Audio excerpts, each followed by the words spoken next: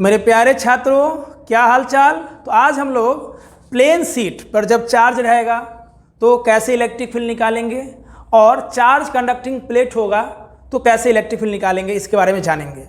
और इसके बाद हम लोग charge conducting sphere, charge non conducting solid sphere के बारे में जानेंगे। ये छोटा सा लेक्चर है, अच्छे से देख लीजिए, है ना। तो शुरू करते हैं हम लोग। लिखिए, electric field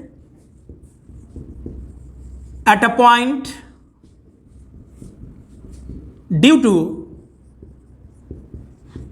plane sheet of charge, plane sheet of charge। ठीक है, अब इसको हम प्रैक्टिकली समझाते हैं, है ना। जैसे मान लो plane sheet of charge, plane मतलब 2 डायमेंशन जिसका एरिया हो, तो ये प्लेन शीट ऑफ चार्ज है। ठीक है, तो इस पे चार्ज यूनिफॉर्मली डिस्ट्रीब्यूटेड है। ओके, इस पे चार्ज यूनिफॉर्मली डिस्ट्रीब्यूटेड है ना। हम सादा पेज लेके समझाते हैं आपको। ओके, हाँ, जैसे मान लो ये प्लेन शीट ऑफ चार्ज है, इस पे चार्ज यूनिफॉर्मली डिस्ट्रीब्यूटेड है। आ रहा है मजा? अच्छे से देखो। अब मान लो इसके द्वारा मुझे इलेक्ट्रिक फील्ड निकालना है, इससे इसके सरफेस से कुछ दूरी पे निकालना है। तो गॉसेस थ्योरम के लिए 2 चीज़ें ध्यान रखना है। पहला कि चार्ज यूनिफॉर्मली डिस्ट्रीब्यूटेड हो, सही है, यूनिफॉर्मली डिस्ट्रीब्यूटेड है। मतलब गॉसेस थ्योरम, गॉसेस लॉ कहाँ वैलिड है? सिमेट्रिकल डिस्ट्रीब्यूशन ऑफ चार्ज के लिए। सिमेट्रिकल डिस्ट्रीब्यूशन ऑफ चार्ज का मतलब इलेक्ट्रिक फील्ड चारों तरफ सेम होना चाहिए। क्लियर? ओके, तो हम लोग प्लेन शीट ऑफ चार्ज ले लिए, ऐसा है प्लेन शीट ऑफ चार्ज। अब इसके द्वारा इलेक्ट्रिक फील्ड निकालना है। ठीक है, तो हम लोग क्या करेंगे, एक प्लेन शीट ऑफ चार्ज लिए, चार्ज भर दो, भर दे झोली, भर दे झोली। गाना सुने हो ना? चलो हम गाना नहीं सुना रहे हैं, पढ़ा रहे हैं। यूनिफॉर्मली डिस्ट्रीब्यूटेड है ये, ऐसा नहीं कि कहीं ज़्यादा कहीं कम, यूनिफॉर्मली डिस्ट्रीब्यूटेड है।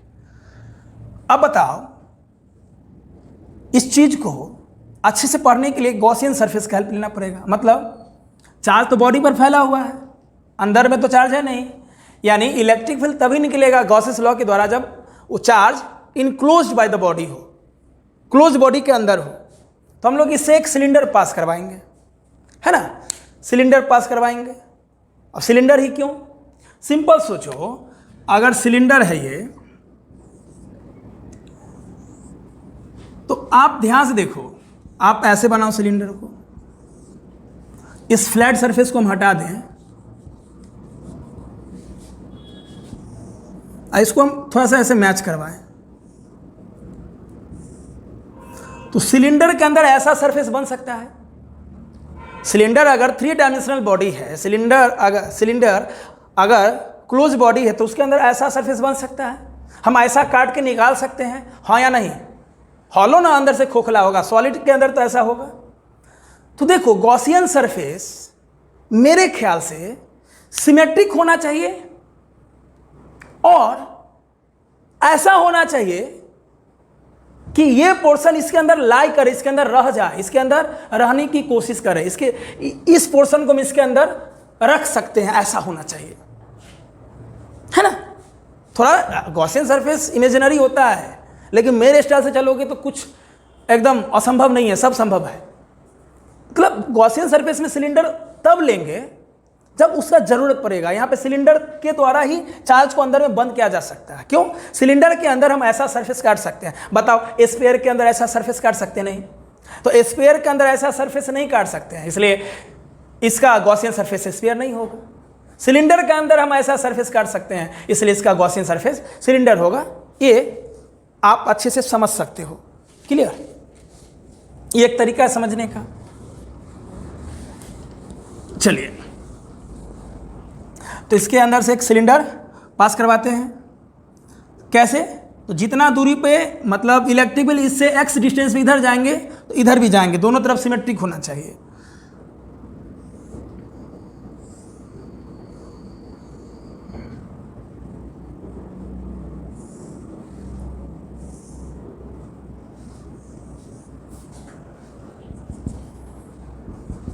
ये कर्व सरफेस, यानी कुछ ऐसा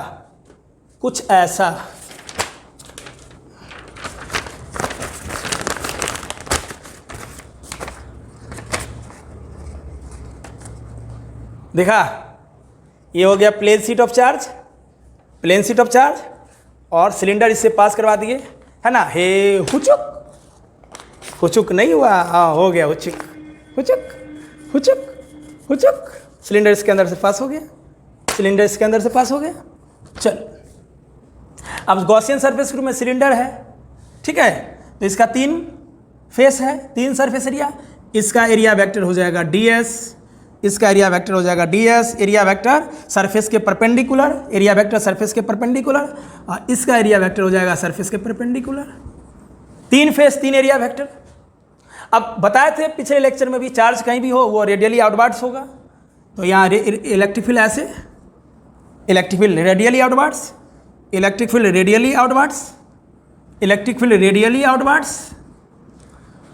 अब ध्यान से देखो, 3 फेस सिलेंडर, जो सिलेंडर गॉसियन सरफेस है, इसका 3 फेस है, 3 साइड है, तो 2 साइड का सरफेस एरिया, मतलब उसका एरिया वेक्टर फील्ड के सेम डायरेक्शन में है, एरिया वेक्टर फील्ड के सेम डायरेक्शन में है, और एक फील्ड के परपेंडिकुलर है, यानी कर्व्ड सरफेस का जो एरिया वेक्टर है वो फील्ड के परपेंडिकुलर है, तो इसका तो फ्लक्स 0 हो जाएगा। क्यों? फील्ड के जब परपेंडिकुलर हो तो एरिया वेक्टर फ्लक्स क्या हो जाता है? 0। हम लोग सबसे पहले क्या लिखते हैं? From Gauss's law, from Gauss's law phi net बराबर Q net by epsilon not, और यहाँ पे फाइनेट जो है वो 3 भाग में बटेगा। क्यों? गॉसियन सरफेस सिलेंडर, इसका 3 फेस, जितना फेस उतना फ्लक्स। याद रखना, फ्लक्स फेस के प्रोपोर्शनल होगा, जो बॉडी होगा उस बॉडी में जितना फेस होगा उतना फ्लक्स होगा। तो 3 भाग में तोड़ दो, φ1 + φ2 + φ3 Q net by epsilon naught. अब बताओ चार्ज कहाँ है? सरफेस पे, यानी चार्ज इस रीजन में है, चार्ज इसी रीजन में है ना, चार्ज इस रीजन में है, यानी कहाँ है? सरफेस पे है। चार्ज कहाँ है? सरफेस पे है, इस रीजन में। तो जब चार्ज सरफेस पे होता है, मतलब एरिया पे होता है, तो इसको हम लोग सिग्मा बोलते हैं, surface density of charge. Charge कहाँ है? एरिया पर मने बट्टा। तो बताओ Q बाई एरिया, चार्ज कहाँ है? एरिया पर मने बट्टा, ये सिग्मा। तो Q क्या हो गया? सिग्मा ए। अब बताओ ये जो प्लेन शीट है ये इन्फिनिटी तक फैला हुआ है, इन्फानाइट साइज का है ये। इन्फिनिटी का मतलब समझाए थे ना, इसका जो डायमेंशन है, इसका जो लेंथ है, ब्रेथ है, इसका जो एरिया है, इसका वैल्यू उस पॉइंट से बहुत बड़ा है जिस पॉइंट पे इलेक्ट्रिक फील्ड निकालना है। मतलब इसके सरफेस से, मान लो हम इसके सरफेस से हम 5 मिलीमीटर पे इलेक्ट्रिक फील्ड निकाल रहे हैं, तो इसका एरिया या तो सेंटीमीटर में होगा या मीटर में होगा। अब समझ में आया? यानी इसका साइज, इसका डायमेंशन बड़ा होना चाहिए with respect to distance from the sheet. Clear? तो चार्ज हमारा हो जाएगा सिग्मा ए। बताओ इस रीजन में क्या होगा? 1 मीटर, एरिया को मीटर स्क्वायर में मापते हैं, 1 मीटर स्क्वायर मतलब यूनिट एरिया में कितना चार्ज? तो सिग्मा, अगर ए का वैल्यू 1 होगा, एरिया का वैल्यू 1 होगा। 2 मीटर स्क्वायर में कितना चार्ज? तो 2 सिग्मा, ए का वैल्यू 2 होगा, तो ऐसे निकाल लेंगे चार्ज। क्लियर? अब ऐसा क्यों सोचें? सिंपल सोचो, अब इन्फिनिटली लॉन्ग साइज का बॉडी है तो उस पर चार्ज फैला हुआ यूनिफॉर्मली, चार्ज का वैल्यू नहीं निकाल सकते हैं, बहुत सारा चार्ज फैला हुआ है, तो इस फार्मूला के हेल्प से हम लोग चार्ज निकालते हैं। ठीक है, तो क्यू नेट हो जाएगा सिग्मा ए, अगर एरिया को हम एस से लिखते हैं तो sigma S by epsilon not. Clear? Phi क्या हो जाएगा? E dot D S, 3 flux है, 3 बार तोड़ दो, E dot D S, E dot D S, sigma S by epsilon not. बात आई समझ में? है ना? इसको मान लो पहला सरफेस, इसको मान लो दूसरा, इसको मान लो तीसरा, इसलिए 3 भाग में तोड़ दिए। दूसरा का ई डॉट डी एस क्या हो जाएगा? 0। क्यों? जो दूसरा कर्व्ड सरफेस है इसका फील्ड और एरिया वेक्टर 90 डिग्री पे है, तो फ्लक्स 0 हो जाएगा, तो ये टर्म समाप्त। अब पहला दूसरा देखो, पहला जो फ्लैट सरफेस है, सिलेंडर में 3 सरफेस होता है, 3 फेस होता है, 3 साइड होता है, जिसमें 2 फ्लैट सरफेस है, फ्लैट साइड है, फ्लैट फेस है। इस फ्लैट फेस का एरिया वेक्टर फील्ड के सेम डायरेक्शन में है, तो क्या हो जाएगा? डॉट माने कॉस थीटा, और कॉस 0 हो जाएगा, है ना? कॉस 0 हो जाएगा, ई डी एस कॉस 0 बराबर sigma S by epsilon not. Field area vector same direction, इधर भी फील्ड और एरिया वेक्टर सेम डायरेक्शन, तो cos 0 हो जाएगा। अब यहाँ से ध्यान से देख लो, और दूसरा में एरिया वेक्टर फील्ड के परपेंडिकुलर है, फ्लक्स 0 हो जाएगा। cos 0 1, cos 0 1। अब यहाँ से सॉल्व होकर क्या हो जाएगा, जल्दी लिखो, सॉल्व होकर क्या हो जाएगा, EDS, ठीक है। चलो इसको मिटा दें हम,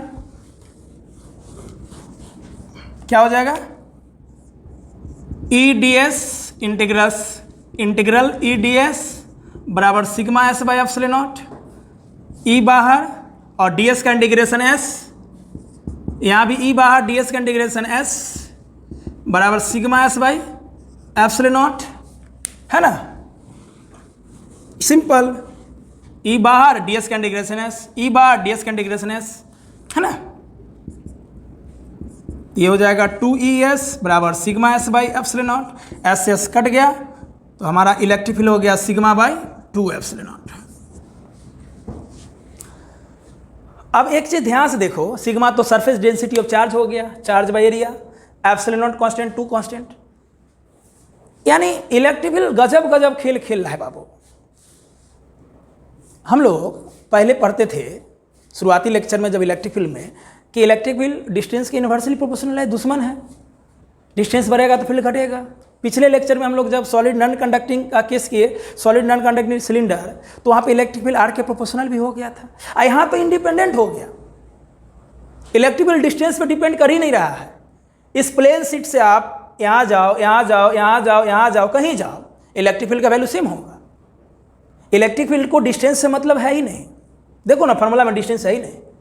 हम इसके सरफेस से आर डिस्टेंस इधर जाएं, इधर जाएं, इधर जाएं, इधर जाएं, इधर जाएं, कहीं भी जाएंगे, इलेक्ट्रिक फील्ड का मैग्नीट्यूड सेम होगा, कोई मतलब नहीं है डिस्टेंस से। डिस्टेंस कहाँ से, सरफेस से। मतलब electric field at a point due to plane sheet of charge is independent from distance from the sheet, कोई मतलब नहीं है। ऐसा क्यों हुआ बताओ? ऐसा इसलिए हुआ कि ये जो प्लेन शीट है ये इनफाइनाइट साइज का है, इनफाइनाइट साइज का है, उसके रिस्पेक्ट में डिस्टेंस क्या है, बहुत ही नेग्लिजिबल है, इसलिए ऐसा हुआ। अब हम बोलेंगे प्लेन शीट से अगर 1 किलोमीटर, 10 किलोमीटर, 100 किलोमीटर दूर जाके देखो, तब ऐसा होगा नहीं, तब ऐसा नहीं होगा, तब डिस्टेंस पे डिपेंड करेगा। जो प्लेन शीट का डायमेंशन है, साइज है, वो इनफाइनाइटली है, बहुत इनफाइनाइट तक है। उसके रिस्पेक्ट में हम जो प्लेन शीट से ये देखो, इसके रिस्पेक्ट में ये डिस्टेंस, यानी इसके साइज के रिस्पेक्ट में डिस्टेंस बहुत छोटा है। ऐसे समझो ना, हम मुंबई चले गए और 100 तल्ला 200 तल्ला घर के पास हम हैं नीचे, तो हमको तो घर ही घर दिखाई देगा ना। वो घर इनफाइनाइटली लॉन्ग हो गया और उस घर के सरफेस से मेरा क्या होगा, डिस्टेंस बहुत कम है ना। सेम वही चीज यहां पे हो रहा है, सेम वही चीज यहां पे हो रहा है। तो एक नोट बनेगा यहां पे, है ना, कि इलेक्ट्रिक फील्ड को डिस्टेंस से कोई लेना देना नहीं है। किस केस में? प्लेन शीट ऑफ चार्ज के केस में। Note, electric field at a point due to plane sheet of charge, due to plane sheet of charge is independent from distance from sheet के चारों तरफ कहीं भी जाओ, इलेक्ट्रिक फील्ड का value यही होगा, sigma by 2 epsilon not. Clear? चलिए अब हम लोग चार्ज कंडक्टिंग प्लेट के द्वारा निकालेंगे, है ना। लिखिए अगला, नेक्स्ट है electric field at a point near the electric field at a point near the charge conducting plate, charge conducting plate. देखो ये दोनों केस, इससे पहले जो हम प्लेन शीट ऑफ चार्ज लिए और यहाँ चार्ज कंडक्टिंग प्लेट है, दोनों एक ही चीज है, बस एक अंतर है। अंतर क्या है? अभी जो हम लोग लिए थे सरफेस, ये 1 लेयर है, सिंगल लेयर है, एक ही लेयर में चार्ज है। 2 डायमेंशन है तो एक ही लेयर में चार्ज होगा। क्लियर।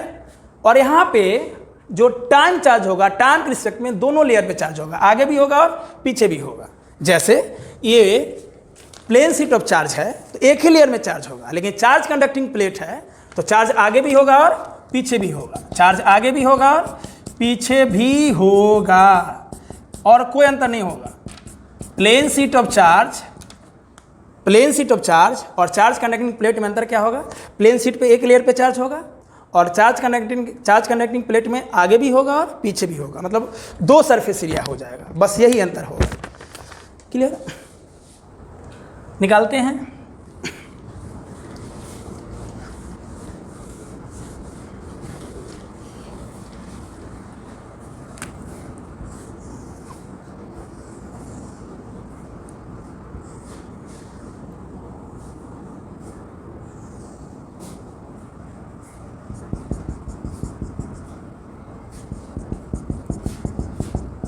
चार्ज गजगजा दो।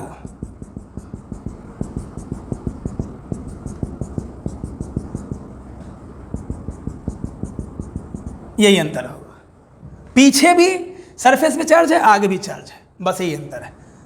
सेम चीज सिलेंडर होगा, गॉसियन सरफेस,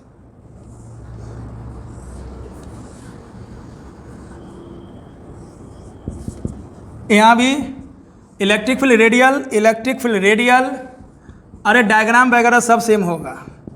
ठीक है, इलेक्ट्रिक फील्ड रेडियल, कहीं भी चार्ज फैला होगा, इलेक्ट्रिक फील्ड रेडियल, इसका एरिया वेक्टर सरफेस के परपेंडिकुलर, एरिया वेक्टर सरफेस के परपेंडिकुलर, है ना, एरिया वेक्टर सरफेस के परपेंडिकुलर, और इसका एरिया वेक्टर सरफेस के परपेंडिकुलर। अब देखो ध्यान से, ये जो कर्व्ड सरफेस है इसका तो फ्लक्स होगा नहीं, क्यों? कर्व्ड सरफेस का एरिया वेक्टर ऐसे है, फील्ड ऐसे है, तो फ्लक्स 0 हो गया। ओके, सेम यही चीज़ यहाँ करेंगे हम लोग। फ्रॉम गॉसेस लॉ लिखेंगे। फ्रॉम गॉसेस लॉ क्या हो जाएगा? फाई नेट बराबर Q net by epsilon not. इसमें और उसमें क्या अंतर है? बस सरफेस का, वहाँ पे एक ही लेयर में चार्ज था, यहाँ पीछे भी चार्ज है, तो फाई नेट जो हमारा हो जाएगा, चलो तोड़ देते हैं, phi 1 plus phi 2 plus phi 3, यहाँ हो जाएगा 2 sigma S by epsilon not. वहाँ पे सिग्मा एस था, वहाँ पे एक सरफेस एरिया, क्योंकि सिंगल लेयर में चार्ज डिस्ट्रीब्यूट था, यहाँ 2 लेयर में एक लेयर है, इसके पीछे वाला है ना, ये पीछे वाला को दिखा रहा है। ओके, चलो अब ध्यान से देखो, तोड़ दो। क्लोज इंटीग्रल ई डॉट डी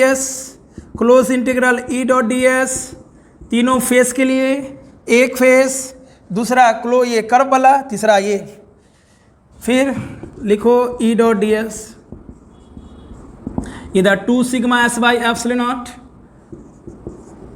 है ना, ये पहला फेस, ये दूसरा फेस, ये वाला तीसरा ले लो, है ना, इसको नीचे लिखो ताकि कंफ्यूजन ना हो।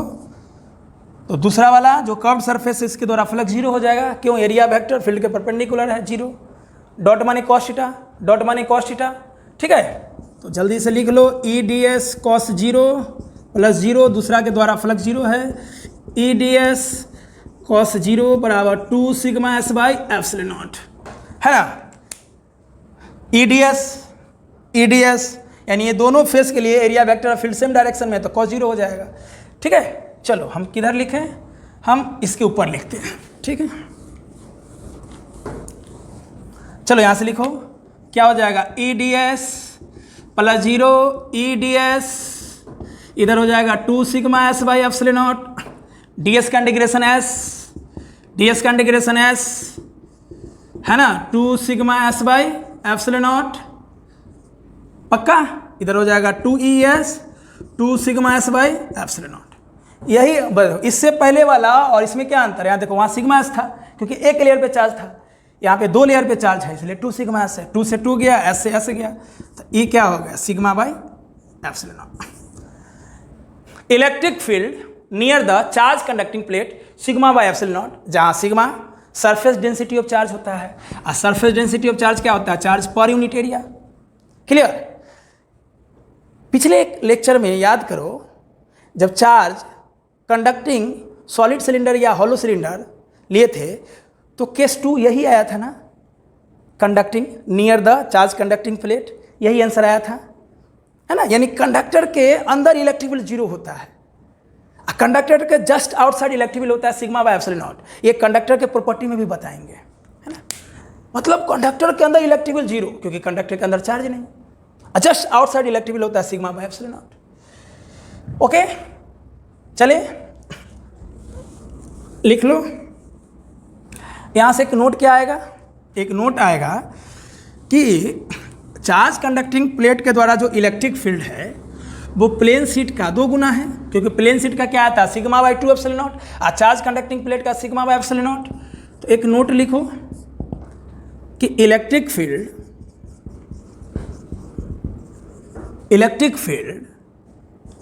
Near the charge conducting plate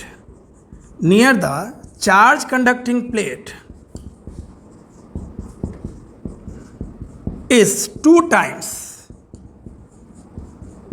greater than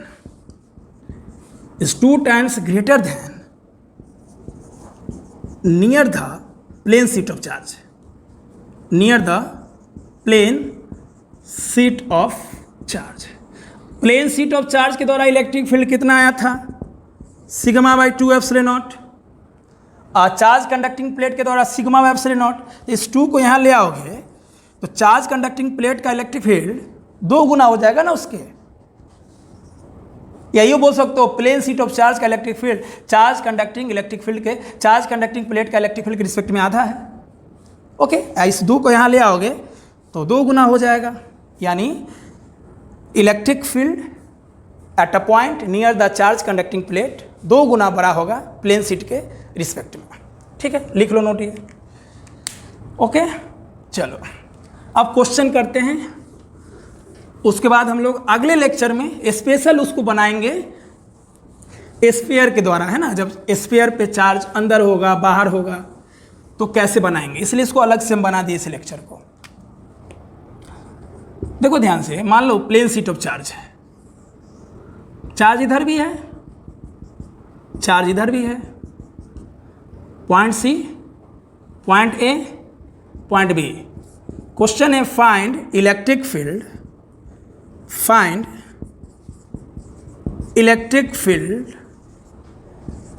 eight point A B and C, तीनों पॉइंट पे इलेक्ट्रिक फील्ड चाहिए इस प्लेट के द्वारा। तो बताओ इस ए पॉइंट पे ये वाला चार्ज के द्वारा इलेक्ट्रिक फील्ड होगा अब ए, प्लस है तो अब ए, इसके अब इधर वाले चार्ज के द्वारा भी क्या होगा अब ए, है ना। मान लो इधर वाला चार्ज का इलेक्ट्रिक फील्ड मान लो E1 मान लिए, तो इधर वाला का मान लेते हैं E2।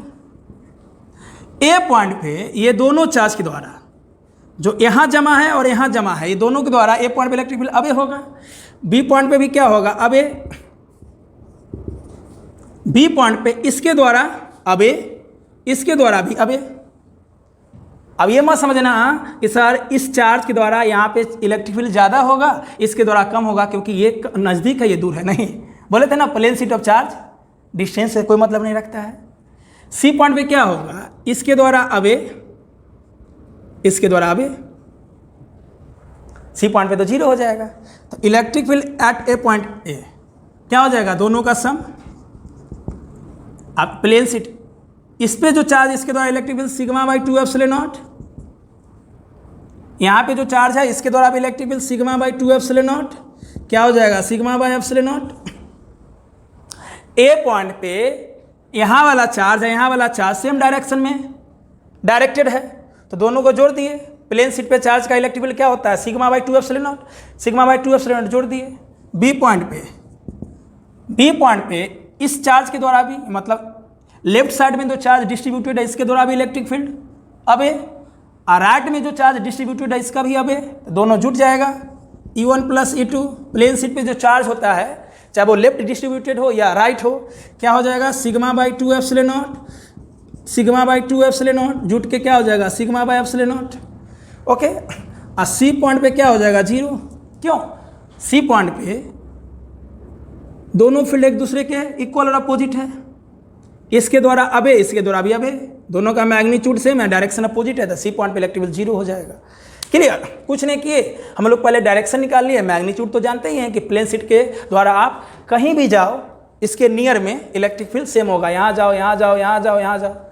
तो एक पॉइंट पे दोनों, यहाँ जो चार्ज डिस्ट्रीब्यूटेड है, यहाँ जो चार्ज डिस्ट्रीब्यूटेड है, इसके द्वारा इलेक्ट्रिक फील्ड अब दोनों के द्वारा इलेक्ट्रिक फील्ड सेम डायरेक्शन में जोड़ दिए। यहाँ भी दोनों के द्वारा इलेक्ट्रिक फील्ड सेम डायरेक्शन में, इसके द्वारा यहाँ जो चार्ज डिस्ट्रीब्यूटेड है बी पॉइंट पे इलेक्ट्रिक फील्ड अब यहाँ पे जो डिस्ट्रीब्यूट है अब, क्लियर? जोड़ दिए, जोड़ तो दिए, लेकिन ये कहाँ से आया? Sigma by 2 epsilon not, plane sheet of charge का इलेक्ट्रिक फील्ड क्या आया था? Sigma by 2 epsilon not. Clear? चलो, और मान लो अगर वेक्टर फॉर्म में पूछता तो इधर के लिए क्या हो जाएगा? आई कैप, इधर के लिए क्या हो जाएगा? माइनस आई कैप, एक्स के लॉन्ग है तो मैग्नीट्यूड तो उतना ही होगा ना। चलो एक क्वेश्चन और करते हैं।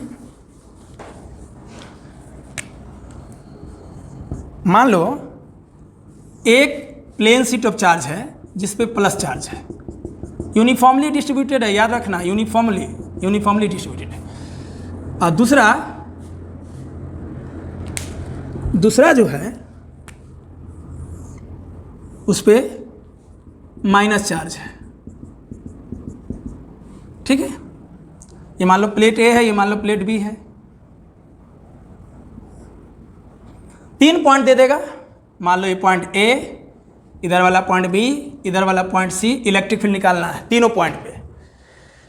ध्यान से देखो, इस बी पॉइंट पे इलेक्ट्रिक फील्ड इसके द्वारा क्या होगा? अब इस प्लेट के द्वारा टुवार्ड्स, प्लस के द्वारा बी पॉइंट पे इलेक्ट्रिक फील्ड होगा अब इस माइनस प्लेट के द्वारा होगा टुवार्ड्स। दोनों फील्ड का मैग्नीट्यूड इक्वल होगा, डायरेक्शन अपोजिट है, तो बी पॉइंट पे इलेक्ट्रिक फील्ड 0 हो जाएगा। सी पॉइंट पे भी इलेक्ट्रिक फील्ड 0 हो जाएगा। क्यों? ये माइनस वाला सी पॉइंट पे इलेक्ट्रिक फील्ड का डायरेक्शन क्या हो जाएगा? अंदर की ओर, अब प्लस के द्वारा क्या हो जाएगा? बाहर की ओर। बी पॉइंट पे प्लस के द्वारा अब माइनस प्लेट के द्वारा टुवार्ड्स, सी पॉइंट पे प्लस प्लेट के द्वारा इलेक्ट्रिक फील्ड अब सी पॉइंट पे माइनस प्लेट के द्वारा टुवार्ड्स। और जानते हैं कि प्लेन शीट ऑफ चार्ज के नज़दीक कहीं भी जाओ आप, चारों तरफ इलेक्ट्रिक फील्ड का मैग्नीट्यूड सेम होगा, डायरेक्शन अपोजिट होगा तो इलेक्ट्रिक फील्ड 0 हो जाएगा, यानी बी रिस्पेक्टिवली सी 0 हो जाएगा इलेक्ट्रिक फील्ड क्या? मैग्नीट्यूड। ए पॉइंट पे क्या होगा? ए पॉइंट पे इलेक्ट्रिक फील्ड इस प्लस प्लेन शीट के द्वारा, यानी इस प्लेन शीट पर प्लस चार्ज है तो अब माइनस चार्ज पे टुवार्ड्स, मतलब इस प्लेट के द्वारा, इस प्लेन शीट ऑफ चार्ज के द्वारा ए पॉइंट पे इलेक्ट्रिक फील्ड अब इस प्लेन शीट के द्वारा इलेक्ट्रिक फील्ड टुवार्ड्स।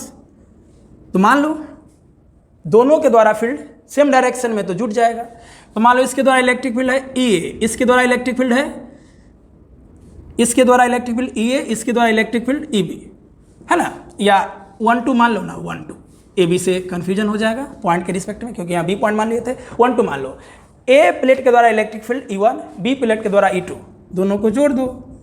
तो जब दोनों को जोड़ोगे तो कितना हो जाएगा? प्लेन शीट के द्वारा sigma by 2 epsilon not, plane sheet के द्वारा सिग्मा बाई 2 एप्सिलॉन नॉट। अरे माइनस है तो सिर्फ डायरेक्शन बदल गया, मैग्नीट्यूड तो उतना ही होगा, दोनों जुट के क्या हो जाएगा? Sigma by epsilon not. यानी ए पॉइंट पे, इस पॉइंट पे जो इलेक्ट्रिक फील्ड है वो है सिग्मा बाई एप्सिलॉन नॉट।